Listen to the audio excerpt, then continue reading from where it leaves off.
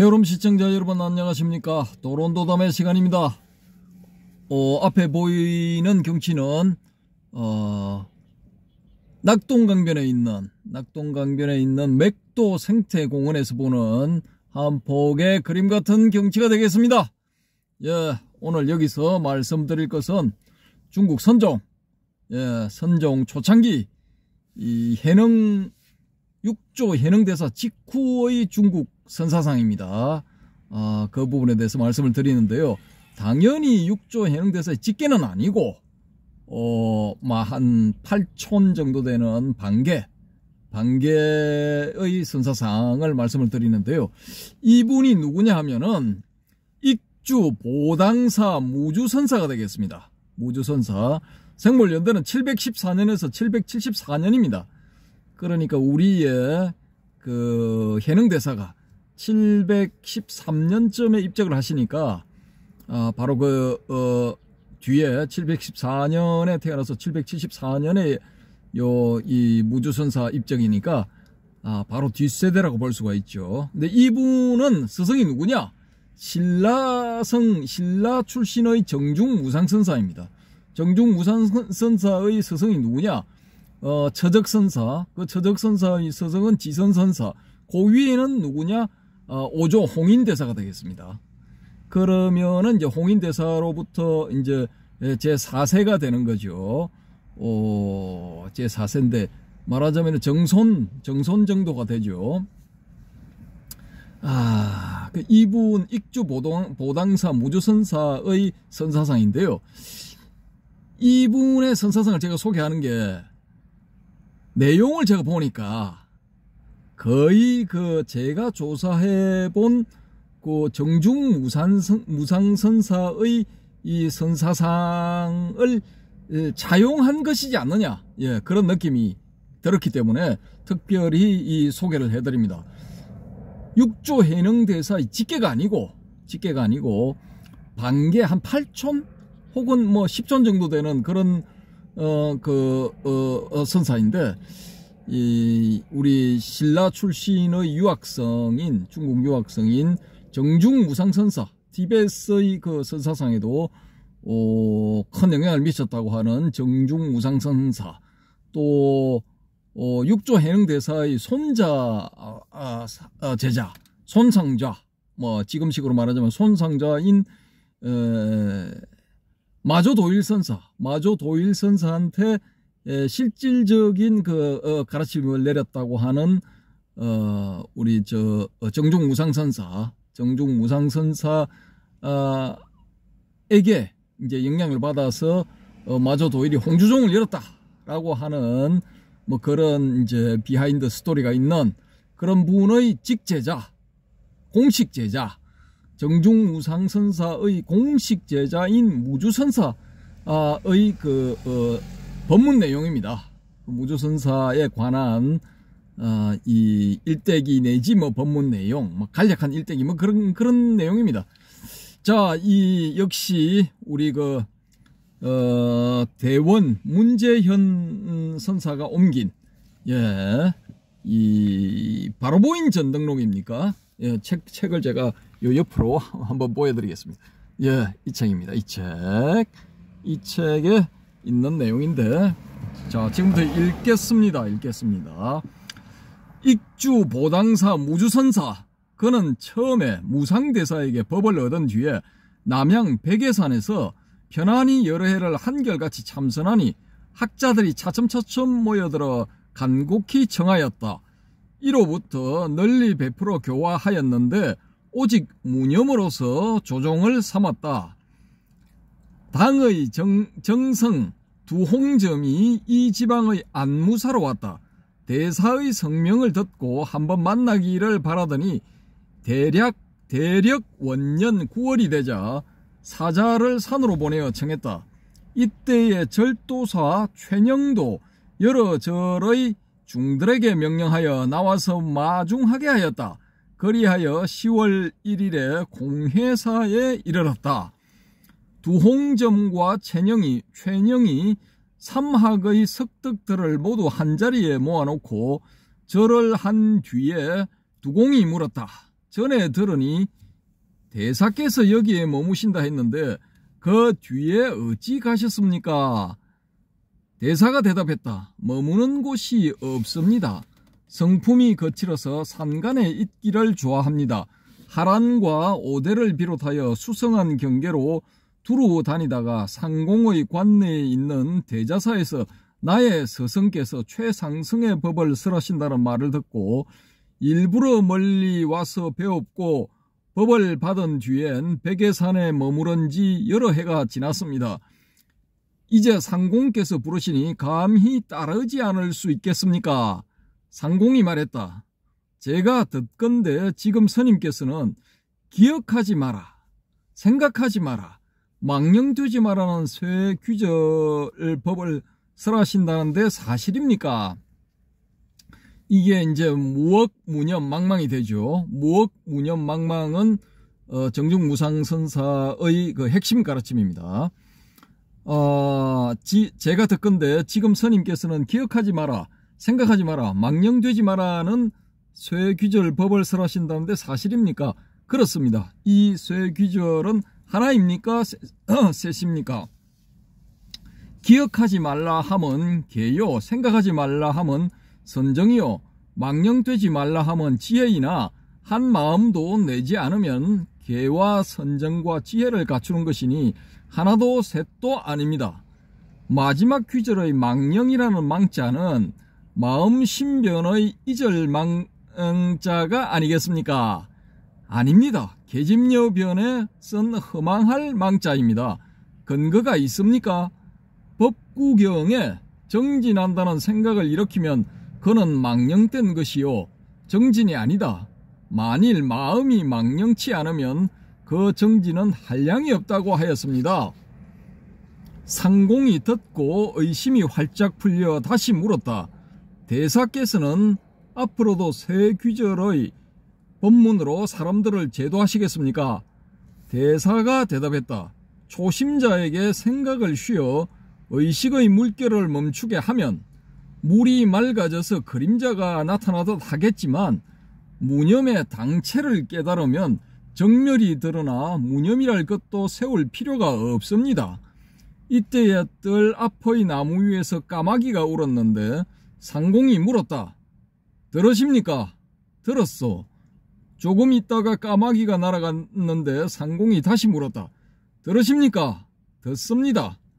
까마귀가 날아가서 소리가 없거늘 어찌하여 듣는다 하십니까? 이때의 대사는 대중을 향해 고하였다. 부처님의 세상은 만나기 어렵고 바른 법은 듣기 어려우니 모두 자세히 들어라.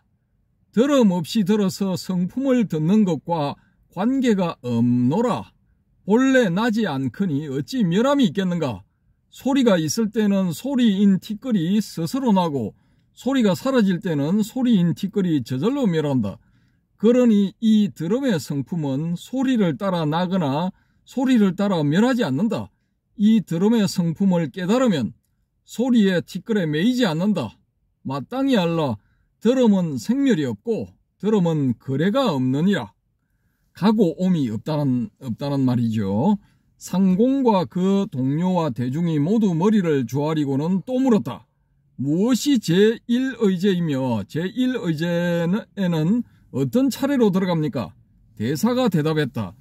제1의제는 차례가 없고 출입도 없어. 세속적인 견해에는 온갖 것이 있지만 제1의제에는 없어.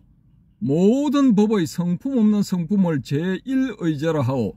부처님께서도 유의의 법은 세속의제요 성품 없음이 제1의제라 하셨소. 스님께서 보여주신 바는 실로 불가사의합니다. 상공이 다시 물었다. 제자는 성품이 천박하지만 지난날에 공무의 틈을 타서 기신론 장소 2권을 읽었는데 불법이라 하겠습니까? 장소를 짓는다는 것은 모두가 식심을 움직여서 유의의 작용을 사량 분별한 것이니 마음을 일으키고 생각을 움직여야 소를 지을 수 있습니다. 기신론의 말씀에 온갖 법은 본래부터 언어와 이름의 형상을 여의고 마음으로 반연할 형상을 여의어서 끝끝내 평등하고 변함이 없고 오직 일심만이 있어 진심이라 한다 하였습니다. 이제 상공은 언어에 집착되고 이름의 형상에 집착되고 마음으로 반연할 형상에 집착되고 갖가지 형상에 집착되었으니 어찌 불법이라 하리요. 상공이 일어나서 절을 하고 말했다. 제자가 일찍이 여러 공봉대덕들에게도 이 일을 물었더니 모두가 이 제자를 칭찬하며 불가사의하다고 하였는데 그들은 모두가 인정에 끌렸고 대사는 지금 이치에 맞추어 설명해 주시니 심지어의 법에 합한 진실한 진리여서 불가사의함을 알았습니다. 상공이 다시 물었다. 어떤 것이 나지 않는 것이며 어떤 것이 멸하지 않는 것이며 어떻게 해야 해탈하겠습니까? 대사가 대답했다. 경계를 보고 마음을 일으키지 않으면 나지 않는다 하고 나지 않으면 멸하지 않나니 나지 않고 멸하지 않으면 앞 경계에 속박되지 않고 바로 그 자리에서 깨달음을 얻습니다. 나지 않으면 무념이라 하고 무념이면 멸하지 않나니 무념이면 속박이 없고 무념이면 해탈이랄 것도 없습니다. 요점을 말하노니 마음을 알면 생각을 여의게 되고 성품을 보면 해탈하게 됩니다. 식심을 여의고 성품을 보는 이외에 다시 어떤 법문으로 위 없는 보리를 정득한다 하면 옳지 못합니다. 상공이 다시 물었다. 무엇을 일러 마음을 알고 성품을 본다 합니까? 온갖 수도인이 생각을 따라 헤매는 것은 참마음을 알지 못하기 때문입니다. 참마음은 생각이 생길 때에도 따라 생기는 것이 아니고 생각이 멸할 때에도 따라 고여지는 것이 아니니 가지 않고 오지 않으며 안정치도 않고 어지럽지도 않으며 취하지도 않고 버리지도 않으며 들떠지도 않고 침체하지도 않으며 함이 없고 형상도 없으나 활발하게 평상시에 자유자재합니다. 이 마음의 본체를 끝내 얻을 수 없어서 깨달아 알 수 없으며 눈에 닿는 것이 모두가 진여이니 견성 아닌 것이 없습니다. 자, 여기 중요한 구절이 있습니다. 눈에 닿는 것이 모두가 진여이니 견성 아닌 것이 없습니다. 요 구절을 잘 기억하십시오. 눈에 닿는 것이 모두가 진여이니 견성 아닌 것이 없습니다. 왜냐? 요 다음에 말씀드릴 도마복음 속의 선사상에서 다룰 주제가 바로 눈에 닿는 것 요것입니다. 그렇기 때문에 눈에 닿는 것이 모두가 진여이니 견성 아닌 것이 없습니다. 요 구절을 잘 기억하시기 바랍니다. 상공과 대중이 절을 하고 찬탄과 기쁨을 표시하면서 물러갔다. 나중에 보당사에 살다가 임종했다. 예, 이상이 이 정중무상선사의 공식적인 제자,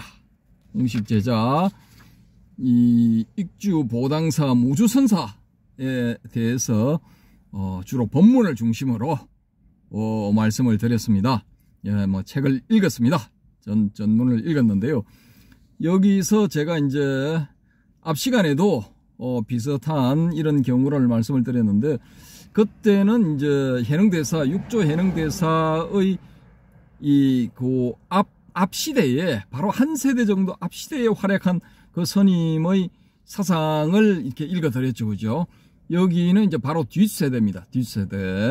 뒷세대에 읽어드렸기 때문에 요 두 부분들, 요 육조 해능대사하고 직접적인 연관이 이제 한 분은 완전히 없고, 또 지금 이 무주선사는 이제 8촌 내지 10촌 정도의 그런 연결고리가 있는 이런 분인데, 예, 이분의 그 법문을 참조를 하시면은 당시에 이 소위 말하는 남종의 선사상을 제외한 일반적인 선사상의 내용을 이제 아실 수가 있는 겁니다. 이 남종 말고 또 이제 신수계열의 북종이 있다고 하는데, 그 남종도 아니고 북종도 아닌 또 다른 그 선사들의 그런 사상, 그걸 이제 우리가 캐치를 하고 들어가게 되면은 육조 해능의 선사상과 어떤 점이 공통점이고 어떤 점이 또 육조 해능의 독특한 점인가? 예, 이런 점들을 잡아낼 수 있다라는 게 이제 제 생각입니다. 그래서 이제 요 육조 해능의 전과 후에 대해서 어떤 선사상들이 있었는가를 말씀을 드렸습니다. 근데 요 살펴본 소감이 어떠십니까? 저는 이제 이 전등록 책을 보면서 우리가 이제 알기는 육조 해능계열이야말로 진짜 이제 참다운 그런 그 선사들이다. 이렇게 이제 봐가고 있었는데, 알고 보니까 육조 해능 혹은 직계 제자들, 그 후손들이 쓰는 그런 법문의 내용들이 이미 이 일반적인 중국 전 지역에서 참선을 하는 그런 그 소위 말하는 선사들이 이미 그런 정보를 다 가지고 있었다는 거예요. 가지고 있고 또 법문을 했다라는 것입니다. 그래서 우리가 이 육조 해능계열만이 유일한 그런 어떤 직지인심 견성성불을 할 수 있는 그런 계보다 오가칠종만이 오직 이 정통이고 나머지는 다 비정통이다. 이런 생각은 이런 생각을 가지는 것이 좀 위험하다. 예, 위험하다는 그런 말씀을 드립니다. 그래서 폭넓게 광범위하게 앞으로도 이제 한번 다루어 보겠습니다. 오가칠종의 소위 말하는 정통 법통 외에도 다른 선사들도 아주 중요한 그런 그 법문들을 많이 하셨거든요. 이제 이 경덕 전등록을 다루면서 그런 분들에 대해서도 간간히 이렇게 섞어가면서 말씀을 드리겠습니다. 예, 이상으로 육조 해능대사의 직후의 그 주변 그 선종의 어떤 사상에 대해서 한번 살펴봤습니다. 예, 이상 맥도공원, 예, 밤이 깊어가고 있는 맥도공원에서 전해드렸습니다. 감사합니다.